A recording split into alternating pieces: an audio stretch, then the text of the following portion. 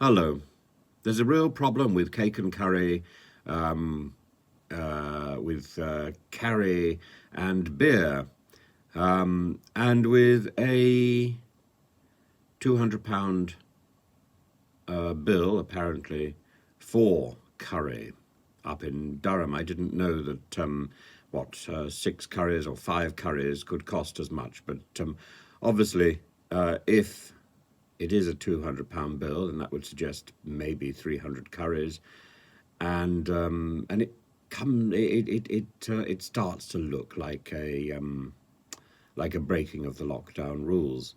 Therefore, it falls into a criminal investigation, and therefore, following Sir Keir's statement sometime earlier that if he were to be investigated, or if somebody were to be investigated for criminal activity, then they should stand down.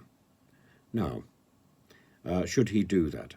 I think probably he should. We know that there is difficulty in politics should one state what moral red lines are. Boris doesn't seem to have any, so Boris is okay. Sir Keir does have moral red lines. That makes it a little harder. But should Sir Keir step down, it would make it very difficult for Boris to keep going. And that would put probably more pressure on Boris than almost anything, than almost a vindication of Sir Keir. It would throw our political system into chaos, because we would then have no leader of the opposition and no prime minister for some time, for some considerable time, while elections of those two people ground on. We would be in very, very strange, uncharted territory. Is that the only way to rid our country of the completely appalling cabinet members who are dominating our politics?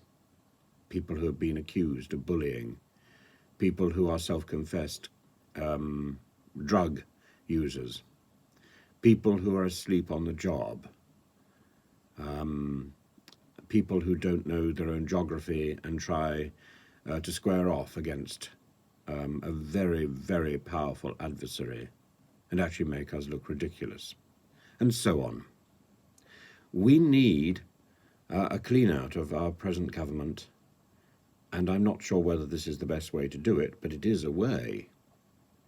Sir Keir can actually bring the entire system to heel. That is now within his power.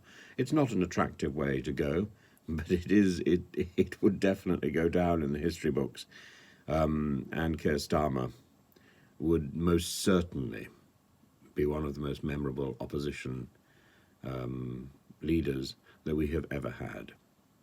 Let's see what happens. I think it's a matter of following the story.